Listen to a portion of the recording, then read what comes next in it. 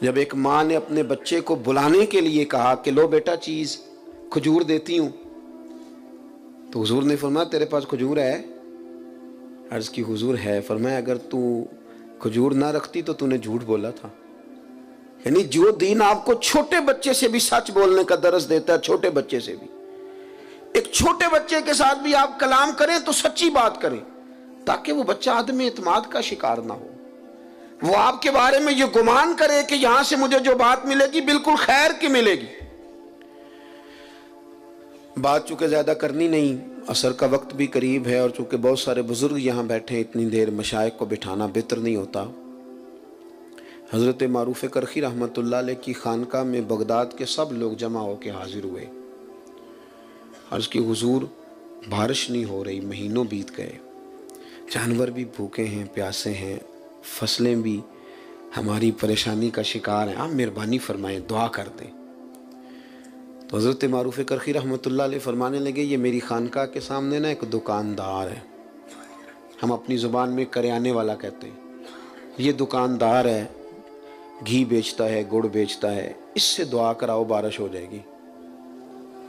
یہ نا دکاندار سے، اللہ اکبر۔ تو اب سارے اس کو جانتے تھے، وہ ان کے علاقے کا تھا، کہ حضرت جی اس سے دعا کرائیں۔ فرمایا تمہیں کہا ہے نا کراؤ بارش ہو جائے گی۔ لوگ جمع ہو کے چلے گئے، اس سے جا کے کہا میاں دعا کر دو بارش کے لیے۔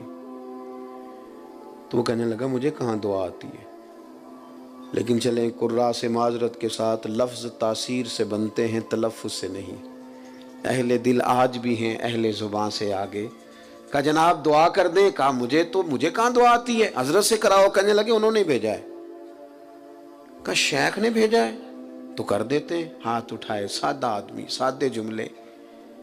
کہنے لگا اللہ تیرے بندے آئے ہیں اور تیرے بندے نے بھیجے، بارش کے متلاشی ہیں، تو کریم ہے، کرم فرما دے۔ لوگ کہتے ہیں کوئی آثار نہیں تھے، پر اس کی دعا مکمل نہیں ہوئی کہ کالی گھٹائیں چھا گئیں اور بارش اس طرح جم کے برسی کے جل تھل ہو گیا۔ باقی لوگ تو چلے گئے، اہل دل حضرت معروف کرخی کی خدمت میں حاضر ہوئے۔ عرض کی حضور یہ تو ہمارے ساتھ نماز پڑھتا ہے، کلاس فیلو ہے، اسی محلے میں پیدا ہو کے بڑا ہوا ہے، کوئی رات کو الگ سے آ کے نماز پڑھتا ہے؟ فرمایا نہیں، اتنی ہی 5 نمازیں جتنی تم پڑھتے ہو، وہی اس کا حال ہے، کچھ زیادہ نہیں۔ اللہ اکبر۔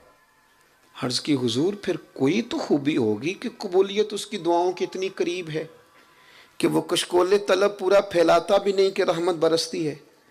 حضور کوئی بات؟ تو حضرت معروف کرخی کی بوڑھی آنکھیں چمکدار ہوئیں، چند آنسو قطرے بن کے ٹپکے، فرمانے لگے 35 سال ہو گئے میرے سامنے دکان کرتے، غریب کا غریب رہ گیا، لیکن اس نے گاہکوں کے ساتھ سچ بولا ہے، اس نے سودا پورا تولا ہے، اس نے اللہ کے بندوں کو لوٹا نہیں۔ وہ جو 35 سال رب کی بات مانے نا، وہ جب ہاتھ اٹھا دے تو رب بھی مان لیا کرتا ہے۔ بس اتنی بات ہے، اس نے 35 سال دیانتداری سے وقت گزارا، اس کا دل صاف رہا، اس نے صفائی کے ساتھ ڈیوٹی کری۔ اب وہ جب ہاتھ پھیلاتا ہے تو مالک بھی قبول کر لیتا ہے۔ وہ میرے بھائی، اگر طبیعتیں اس طرح کی ہوں، لہجے اس طرح کے ہوں کہ ہم نہ بہت زیادہ پھیلنے کی بجائے محدود ہوں، لیکن سچے ہوں، کھرے ہوں، دیانت والے ہوں۔ تاریخ ہمیں بتاتی ہے کہ حضرت اسماء بنت ابی بکر صدیق رضی اللہ تعالی عنہ جب چلے گئے نا محبوب کریم علیہ السلام سیدنا صدیق اکبر کو لے کر غار ثور میں، تو ابو جہل کچھ لوگوں کو لے کے ان کے دروازے آیا، شور کیا اس نے۔ جناب اسماء فرماتی ہیں میرا گھر وہ تھا کہ کبھی کسی نے نظر اٹھا کے نہیں دیکھا تھا، میں سردار کی بیٹی تھی، طاقت نہیں تھی کسی کی۔ اس نے شور کیا تو میں پردہ اوڑے باہر نکلی، کہنے لگا کہاں گئے تیرے والد؟ جوانوں غور کرنا، کوئی فائدہ نہیں ہوتا پھر بھی ہم غلط بات کرتے ہیں، کچھ بھی نہیں ہوتا پھر بھی جھوٹ بولتے ہیں، کچھ دنیاوی نفع بھی نہیں، صرف اس مجلس میں تھوڑا ذائقہ پیدا کرنے کے لیے دروغ گوئی۔ پاس سمیٹنے لگا ہوں، سیدہ فرماتی ہیں کہ اس نے کہا کدھر گئے ہیں؟ فرماتی ہیں میرے سامنے 2 راستے تھے، ایک تو یہ تھا کہ میں سچ بولوں اور کہوں غار ثور میں ہے، پر یہ تو وفا کے خلاف ہے، یہ تو پہنچ جائیں گے، حضور کو تکلیف دیں گے۔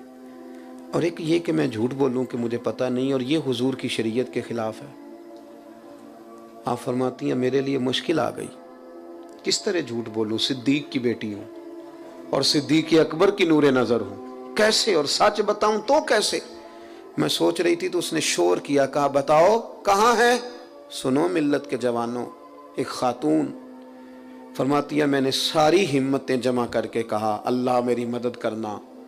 اس نے جب تیسری بار پوچھا کہاں گئے تو میں نے کہا سن پھر، مجھے پتا ہے وہ دونوں کہاں ہیں پر میں بتاؤں گی نہیں، میں سچ بولوں گی۔ خبر ہے مجھے وہ کچا رانگے للاری والا جیڑا چڑھدا تے لیندا رہندا، اے عشق تیرے دا رنگ محمد چڑھ جائے پھر نہیں لیندا۔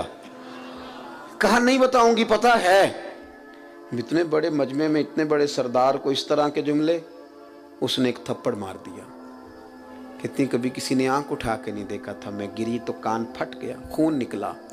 لوگوں نے اسے پکڑا، یار تو سردار ہو کہ بچی کی طرف دیکھتا ہے، شرم کر۔ لوگ لے گئے۔ فرماتی ہیں اسی طرح میں نے کان لپیٹے۔ آج جو حاجی گارے 100 پہ جاتے ہیں وہ بعد میں آ کے میری طرح ڈینگے مارتے ہیں کہ ہم ہو آئے، ہم چلے گئے تھے، حالانکہ راستہ بن گیا، راستے میں کئی جگہ بیٹھنے کا بندوبست ہے، لیکن اس وقت جانا اور رات کو جانا اور اتنی مشکل سے جانا۔ فرماتی ہیں میں کھانا پکا کے اسی طرح لے گئی، اور میرا وجود، میرا کان زخمی تھا۔ جب میرا چہرہ پردے میں لپٹا ہوا دیکھا تو میرے والد پریشان ہوئے، بیٹے کیا ہے؟ میں نے کہا کچھ نہیں، کھانا کھائیے۔ اور جب وہاں انداز اور طرح کا ہو گیا، پریشانی بڑی، تو محبوب بولے کہ اسماء بتاتی کیوں نہیں؟ کہتی ہیں میں نے وہ کپڑا ہٹایا تو خون پھر بہنے لگا۔ عرض کی یا رسول اللہ، معاملہ یہ تھا کہ سچ بھی بولنا تھا، وفا بھی بچانی تھی۔ حضور میں نے دونوں چیزیں بچائیں، تھوڑی تکلیف آئی پر دونوں چیزیں بچ گئیں۔ ہلکے سے آنسو حضرت صدیق اکبر کے نکلے، قربان جائیں، حضور نے خود اپنے ہاتھوں سے صاف کر دیے۔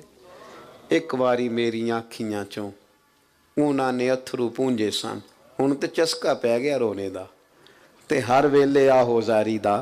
محبوب کریم نے تسلی دی اور پھر ہاتھ اٹھا کے کہا اللہ میں ابو بکر سے راضی ہوں، تو بھی اس سے راضی ہو جا، میں راضی ہوں تو راضی ہو جا۔ اپنے زبان پر آپ نے اصلاح معاشرہ نام رکھا، تو قرآن کہتا ہے تم سیدھی بات کرو، یصلح لکم اعمالکم، اللہ تمہارے اعمال سنوار دے گا۔ اللہ تعالیٰ اہتمام کرنے والوں کو آنے